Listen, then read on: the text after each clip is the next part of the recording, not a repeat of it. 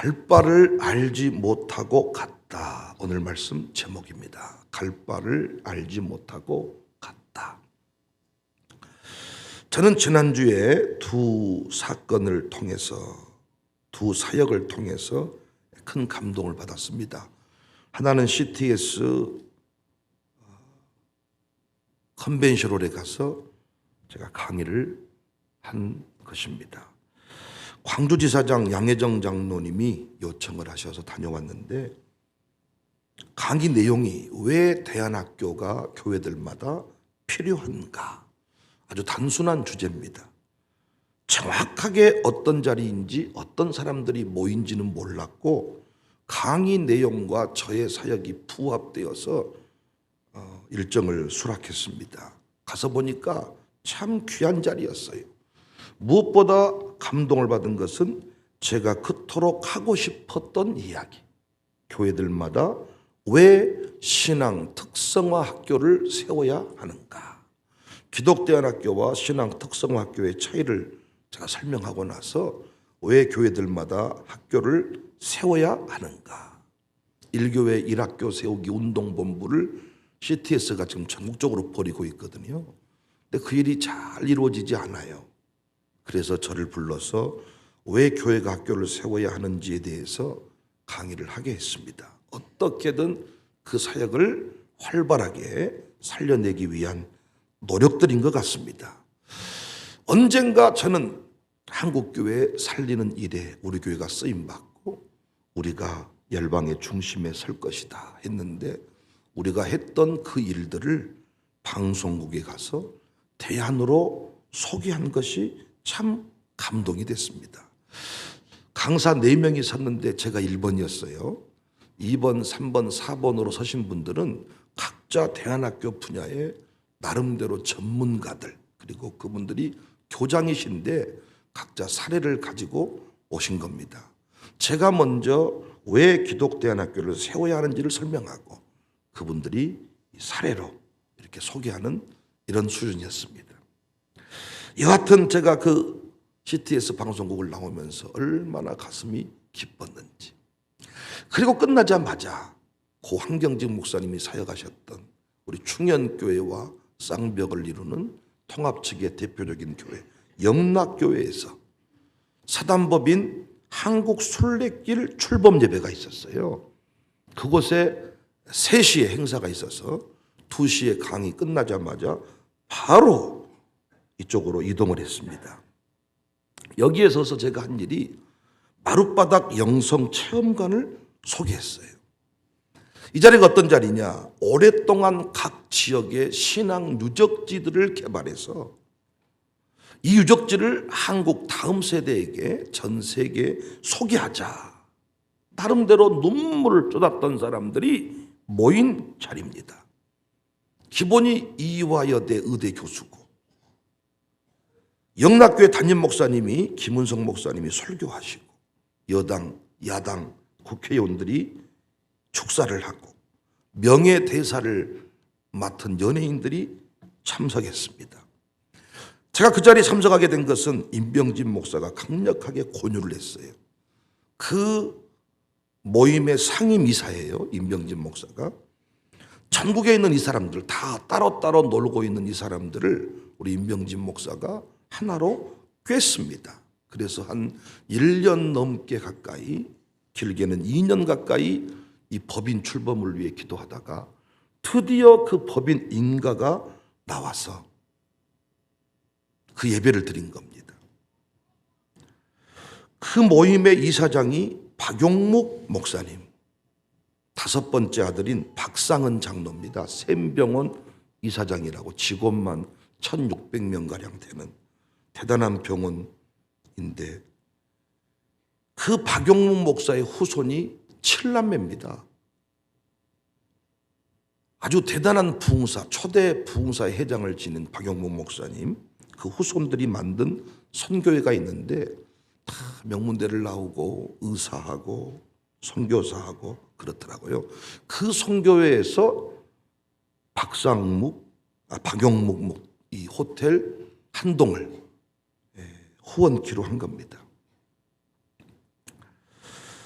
전국의 기독교 유적지를 발견하고 이제 템플 스테이에 능가한 한국 교회의 그 역사를 후대에게 전하는 그 일, 그 자리에 그 한국 순례길 그 소개하는 그 자리에 아직 완공도 되기 전인 저희 마룻바닥 영성체험관 이름이 소개가 됐어요.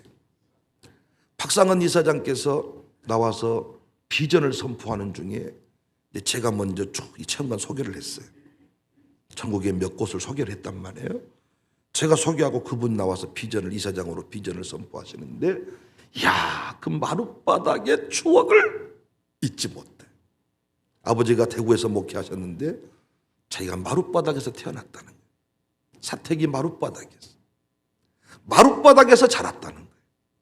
마룻바닥에서 하나님의 위대한 은혜를 경험해서 오늘 이 자리에 서게 되었다면서 백윤영 목사님이 진행하시는 그 마룻바닥 영성 체험관이 너무 귀하게 느껴진다. 우린 서울 한복판을 걸으면서 감동을 했지요. 임병진 목사도 야, 촌놈들이 서울에서 만나니까 감회가 새롭네요. 서로 웃으면서 놀랍다. 어찌 우리가 그냥 작은 헌금 모아서 우리가 우산동 한기퉁이에다가 영성체험관을 만들고자 한 일이 한국교회 살리는 일이 되었는가? 최근에는 양림동산이 유네스코 등재를 위해서 기독교 유적지를 묶어가지고 광주의 이병헌 의원과 여러 의원들이 지금 움직이고 있습니다. 그런데 양림동산을 연결한 부흥체험관, 광주청사교회 백윤영 목사, 이렇게 소개를 한다고요. 양림동산이 유네스코에 등재가 되는데 양림동산을 이은 부흥체험관, 그렇게 소개가 됩니다. 참 신기하고 놀랍지 않습니까? 오늘 본문의 아브람 얘기는 1000번도 10,000번도 더 들었을 것입니다. 하나님은 아브람에게 지금 사는 곳을 떠나라고 합니다. 저는 요즘 이사를 앞두고 다음 주 화요일, 이번 주 화요일 이사를 하는데 거의 한 주간가량, 길게는 2주간가량 잠을 제대로 못 자요. 기대도 있고 아쉬움도 있고 한 9년쯤 제가 살았던 것 같습니다. 근데 참 누워서 생각을 해보면 만감이 교차를 해요. 하나하나가 추억이야. 그래서 이제 아내와 요즘 종종 좀 불편한 감정들이 있는데 아내는 다 버리고 가자. 저는 이거 이래서 샀고 이 물건인데 어떻게 버려? 아내가 제일 싫어하는 게 그 편백으로 짠 장 2개가 있어요. 목양실이 하나 있고 사택이 하나 있는데 이것 좀 쪼개버리자는 거예요. 버려버리자는 거예요. 근데 저는 이 비가 새는 이 1층 사택에 살 때 뒤에서 하도 물이 들어오고 습하니까 물도 막아내면서 습기를 막아내기 위해 특별히 편백 공사를 하면서 주문, 우리 노성철 집사님 그 목수팀이 짠 겁니다. 세월이 흐르니까 때도 타고 크게 이렇게 쓰고 쓸 일은 없는데 그 추억이, 저는 여러분이 저 쪽지 하나 준 것도 잘 안 버리거든요. 이만큼 쌓여있고 예전에는 벽에 다 붙여놨다가 이제 떼어와서 지금 바구니에 담아놨는데 지금 방은 붙일 곳이 좀 여의치 않아서 아내랑 저는 좀 달라. 다 버리고 가자. 나는 가지고 가자. 어떻게 산 건데, 누가 준 건데, 소파도 버리고 가자. 나는 가자. 아니면 교회 어디다도 갖다 놓자. 성질을 내면서 교회 갖다 놓으려면 새 것을 갖다 놔. 귀신 달고 갖다 놓지 말고 말이야. 아주 믿음도 좋아요.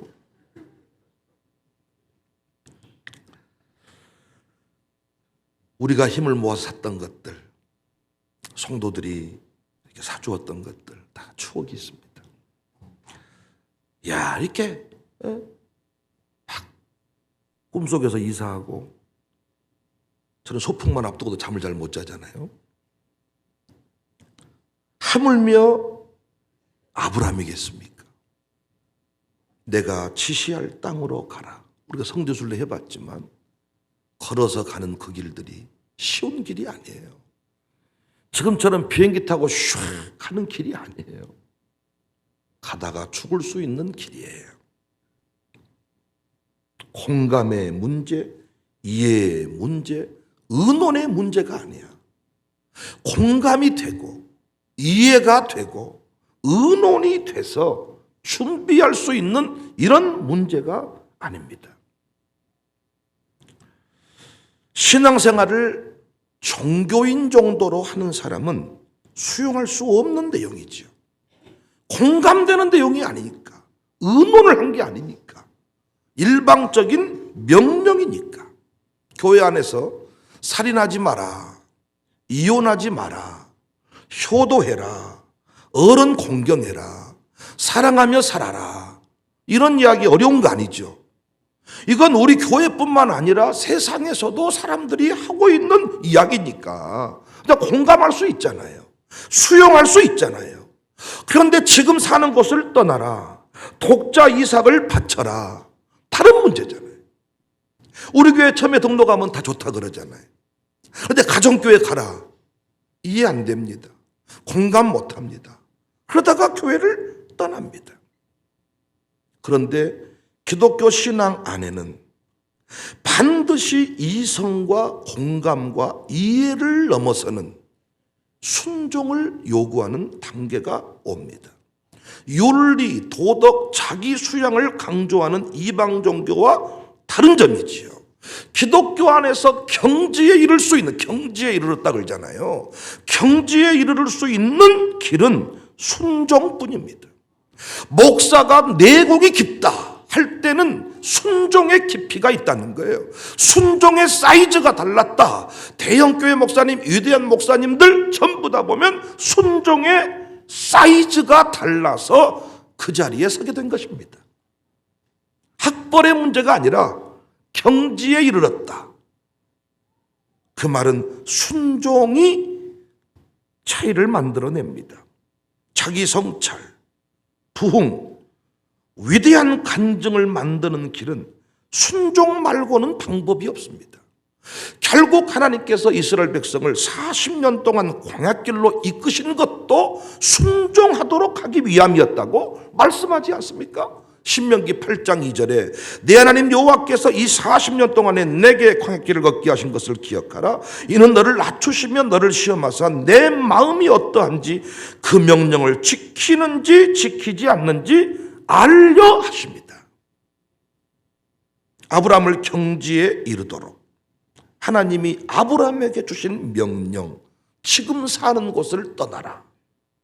우리는 학교를 위해서, 아들, 딸들을 위해서는 기꺼이 그런 일들이 쉽지만은 주님을 위하여 모든 것을 버리고 떠난다. 내가 원래 이런 삶을 살았는데 너는 이제 이런 길로 가라. 이해할 수 없는 길, 납득할 수 없는 길, 공감이 안 되는 길. 독자 이삭을 바쳐라. 어떤 것도 이해되지 않습니다. 단 하나도 공감이 가지를 않습니다. 목사님, 참 이해가 되지 않습니다. 이런 말 많이 하잖아요. 그러니까 기독교 신앙은요, 이해가 되는 게 별로 없어요. 이방 종교는 대부분 이해가 돼요. 납득이 되고, 자기 성찰, 자기가 스스로 부처가 되는 거예요. 누가 강요하지 않아. 그런데 신앙생활은 어느 단계에 이르면 항상 강요가, 어떤 부담이 와. 가정교회에 들어가야 됩니다. 10년 동안은 부담이 없어. 평안해. 가정교회 들어가야 됩니다. 들어가니까 어때? 이번에 찬양대 해야 된다는 거예요. 다른 건 다 할 수 있지만 이번에 특별히 이번 기수에 들어가신 분들이 힘들었던 것 같아요. 이번 기수 들어가자마자 찬양대예요. 한 달도 안 됐는데. 많은 사람은 가정교회는 너무 좋아. 밥 먹는 건 좋아. 다 이해될 수 있어. 해상철도 그렇게 하니까. 근데 가정교회 찬양대는 아니단 말이에요. 왜 이런 식으로 해야 되냐는 거예요. 이해가 되질 않는데. 우리 교회 처음에 10주 동안은 이해가 된다 그래요. 그 뒤부터 이해되는 게 하나도 없어. 왜 점수를 매기냐? 왜 새벽 예배 나오게 하냐? 왜 얘들을 왜 괴롭히냐? 왜 이 따위냐? 이해되는 게 하나도 없어. 우리 교회 다 이상하다 그래. 아브라함도 마찬가지. 하나님은 참 이상하시네요. 이해가 안 가네요, 하나님이. 그러니까 이해가 안 간다고 그냥 멈추었으면 그냥 아브라함이야. 우리 주변에 그런 사람 많아. 이해가 안 가서 멈춘 사람이 많아. 그런데 아브라함이 순종했더니 구약시대에 십자가와 부활신앙을 깨달아요.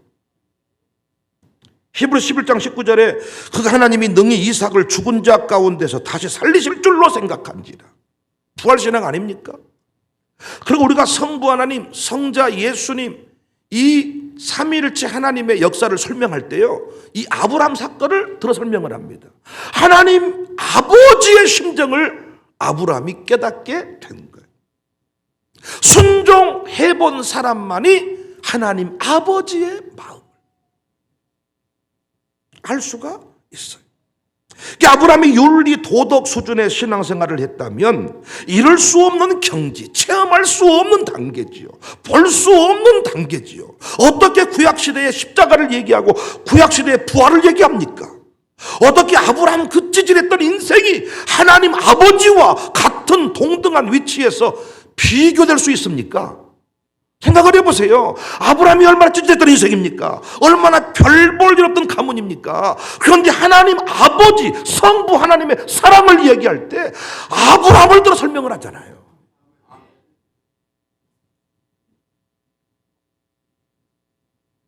교회 안에서 여전히 수준 낮은 삶을 사는 사람들이 있어요.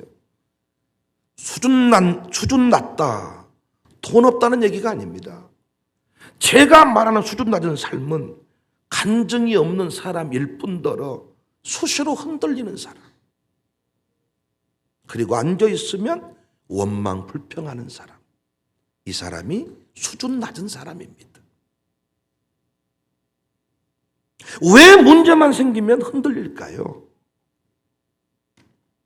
얘들이, 우리 아들, 딸들이 이해할 수 없는 부분이에요. 다니지 말지, 믿지 말지,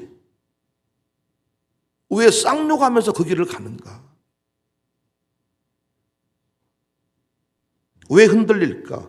경지에 이르지 못했기 때문에. 우리 아이들 이번에 개콘 컨셉으로 치자면 달인이 되지 못했기 때문에. 돌려도 두두두두두 바지를 벗겨도 경지에 이른 사람은 경지에 이르지 못했기 때문에. 어떻게 경지에 이를 수 있는가? 어떻게 멋진 목사 될 수 있는가?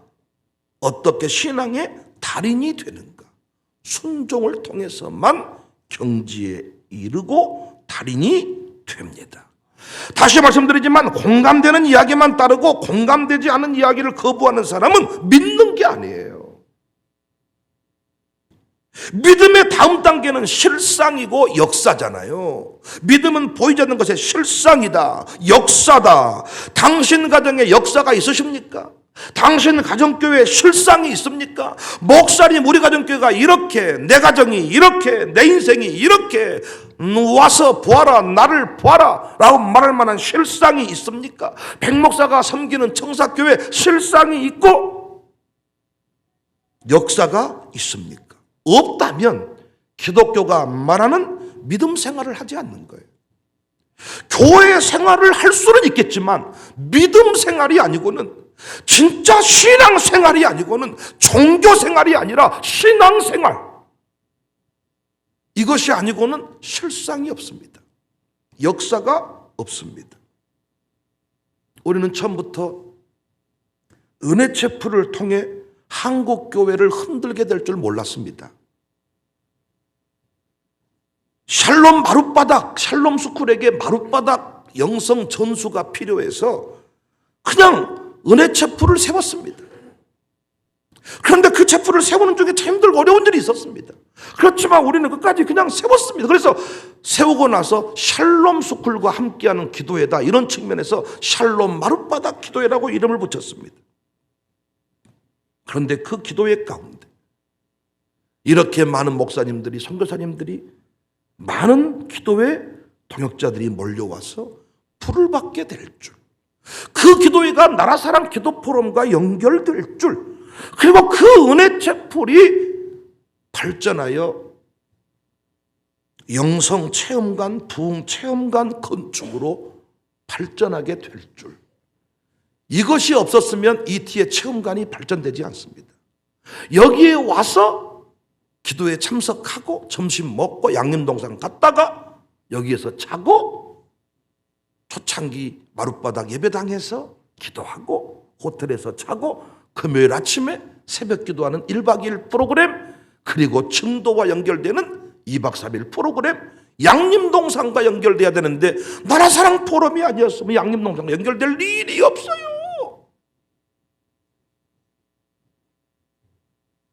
처음부터 우리가 마을호텔 이 부흥체험관이 아니었잖아요. 필그림, 마을호텔, 이혼들을 임명하고 헌금 1억 2천만 원. 이해가 안 간다. 뭐 할지 모르겠다. 공감이 되질 않는다. 라고 하는 사람이 있는 반면에 이해되지 않지만 공감되지 않지만 하나님께서 이루실 일을 믿고 순종했던 사람. 저는 지금도 광명교회 의정부 광명교회 최남수 목사님께서 저를 만나시고 했던 말씀을 잊을 수가 없어. 신문에서 저 광고를 보고 부흥회를 요청하더니 바로 다음 날 우리 교회 비행기 타고 오셨어. 내가 지금 미국 빌리그리엄 센터에 가서 미국 전역에 기도의 불을 지피는 이런 운동을 벌이려고 미국 갔다가 돌아왔는데 비행기에서 당신을 봤습니다. 우리 교회 부흥해 주세요. 내가 알고 있는 최남수 목사님 아닌 줄 알았지. 얼떨결에 네. 그런데 그분이 저랑 만나 대화하면서 백 목사님 대단한 일을 이루셨네요. 처음부터 깨달으신 거 아니죠? 처음부터 이거 다 이 그림 다 본 거 아니시죠? 이 목회 전체 그림 다 본 거 아니시죠? 이거 순종하고 갔더니 지금 이 책도 나왔고 이 컨퍼런스가 만들어진 거죠. 무릎을 쳤습니다. 정확하신 말씀입니다. 제가 책을 없애지 않았잖아요. 세대 통합이 살 길입니다. 발전해서 세대 통합 목회가 대안입니다까지 왔어요. 순종하고 걸어갔더니 오늘 이 컨퍼런스가 나왔고 오늘 이 자리에 설 수 있었고 이제는 뿌리 깊은 나무 연구소를 사단법인 만들려고 준비하게 되었습니다. 샬롬 스쿨은 어떻습니까? 학생 한 명으로 순종하며 걸었더니 이게 컨퍼런스에 와서 돌아간 후 학교 못하는 목사님과의 차이점입니다. 이해가 되지 않아. 공감되지 않아. 준비되지 않았어. 그런데 우리는 걸어갔어. 여러분, 학교가 지금도 어려운데 그때는 공립학교 외에는 학교라고 생각하지 않을 때 자녀를 내어주었던 가정 순종하고 갔더니 오늘의 학교가 세워졌습니다. 야, 이번에 시티에서 강의를 하니까 앞에서 다 전부 다 우리 교회를 검색하는 거야.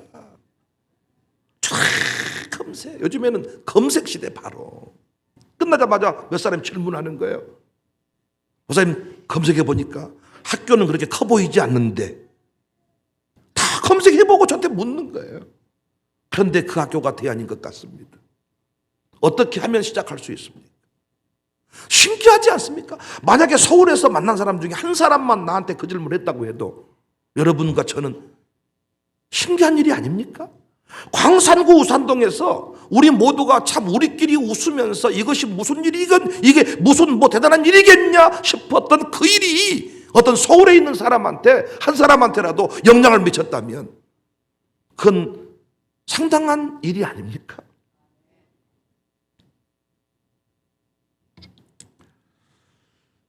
한국가족은행은 어떻습니까? 이번에 처음으로 컨퍼런스 한국가족은행을 소개했습니다. 드디어 우리가 2억 정도를 만들어서 무이자 대출을 하는 한국가족은행을 이번 CTS에 가서도 제가 이 비전을 소개했습니다. 1교회 1학교 세우기 운동을 CTS가 벌이고 있는데 저희 지방에 있는 청사교회에서도 그 일을 벌이고 있습니다. 이사들을 모집했습니다. 근데 이번에도 다 그분들이 오셔가지고 기꺼이 2천만 원을 출자하겠다는 거. 그래서 지금 날짜 잡아놨습니다. 6월 마지막 주 토요일쯤인가 하여튼 출범 예배를 드리자. 출발하자. 순종하며 걸어갔을 뿐인데 아브라함이 부활신앙을 경험하고 십자가를 보고 하나님의 마음을 이해할 때 아브라함이 소개가 되고 한국교회 대안을 이야기할 때 강주 청사교회 얘기가 나오고 부흥이라는 단어가 나올 때 청사교회 마룻바닥 기도회가 나오고 어제도 나라사랑 포럼 기도회를 열었는데 여러분 솔직히 제가 잘못 봤는지 모르겠습니다만 우리 빠지면 사람이 있습니까? 교만한 이야기가 아니라 그 기도에 안 나온 분들도 있더라고요. 이해되지 않았겠죠. 또 나는 거기 왜 나가야 되는지를 모르겠다. 공감되지 않는다. 공감되고 이해되는 일만 하는 사람 역시 간증이 없고 역사가 없습니다. 하나님은 항상 경지에 이를 때 순종을 요구하신다. 샬롬 소굴 친구들 그곳에서 이제 이번 달부터 30만 원씩 장학금을 한 몫을 정해서 우리한테 주는 거예요. 그래서 오늘 주일 대예배부터 이제 항상 우리 교회는 추첨해가지고 3명에게 10만 원씩 매달 주려고 합니다. 특정인한테 그냥 정하는 게 아니고 누구든지한테 다. 그냥 걸어갔을 뿐인데 순종했을 뿐인데 하나님은 놀라운 차원의 역사를 만들어 가시고 영락교회 담임 목사님이 제 손을 꼭 잡으시더니 야 힘쓰시겠네요. 영락교회 담임 목사님을 제가 어떻게 만납니까? 여러분은 저를 위대한 수련동지로 보지만은 목사의 세계에서는 아무것도 아니지. 힘쓰시겠네요. 큰일 하시네요. 그 순례길 사단법인 만들었더니 여러 단체에서 3천만 원, 5천만 원 뭐 기부를 한다는 거예요. 너무 그 일이 멋지잖아요. 전부 다 우리가 어떤 숲길을 걷고 길을 걸으면 다 절길이고 다 그냥 뭐 이방 종교들이 만들어 놓은 것인데 전국의 기독교 유적지들이 많이 있다는 겁니다. 그 길을 다음 세대가 걷게 하면 기독교를 소개하는 일이 너무 쉽겠다. 그러면서 거기다가 몇 천만 원을 내놓는다는 거예요. 박영문 목사님 잘 몰랐는데 그 후손이 우리 교회에다 5천만 원을 헌금하겠다죠. 그런 일이 있으니 시작만 해라. 누가 못해 이걸. 이번에도 그 무명시로 헌금하신 2천만 원 그분도요. 제가 사택을 빼서 이사하겠다는 말이 계속 자기를 힘들겠다는 거예요. 또 제가 사택을 빼서 나오겠다고 하니까 우리 교회 여러분들이 도전이 되고 위로를 받았다는 거예요. 참 목사가 집 없이 살면 좋은가 봐요. 근데 저도 누구 보고 위로받았냐? 참빈이 우리 청년들 지 평생 알바하고 군대에서 800만 원 모아놓은 거 헌금했다는 거예요. 내 입장에서 나도 1,000만 원 작정해놨는데 뭐가 힘들어? 참비도 했는데 난 아무것도 아니지. 이게 위로가 넘치는 교회다. 나는 임덕균, 김수정, 저성도들 볼 때 조진선 뭐 이런 분들 볼 때마다 우리가 돈 나간 지 얼마나 됐어. 그런데 김수정도 얼마나 웃기냐면 자기가 100만 원인가 얼마인가 뭐 헌금을 했는데 자기 직장 뭐 언니한테 얘기했대. 언니가 한 번도까지 또 헌금 주더라는 거야. 헌금. 그 헌금을 또 했대. 간정들이 순종했더니 열렸다는 간정 경지에 이르렀다. 흔들리지 않아. 우리 교회도 보니까 직분자들이 대놓고 반대는 못하지만 마음이 흔들리는 분들이 많아. 내 앞에서는 할렐루야 아멘입니다. 집에 가가지고는 어째 이렇게 살까이. 교회가 지출이 너무 많네. 장부를 보시면요, 수입은 거의 한 장, 많으면 한 장 반, 지출은 세 장 반이요. 항상 어째 이럴까이. 그러니까 여러분들은 장부를 잘 안 보시지만 당회원들은 다 장부를 공유하거든요. 그러니까 집에서 심층 분석을 하나 봐. 어째 이렇게 생겼을까이. 내 앞에서는 하나님이 이끌어 가십니다. 주님이 함께 하십니다. 어째 이럴까이. 그러니까 흔들리고 원망하는 사람 특징은 아직 경지에 이르지 못했다.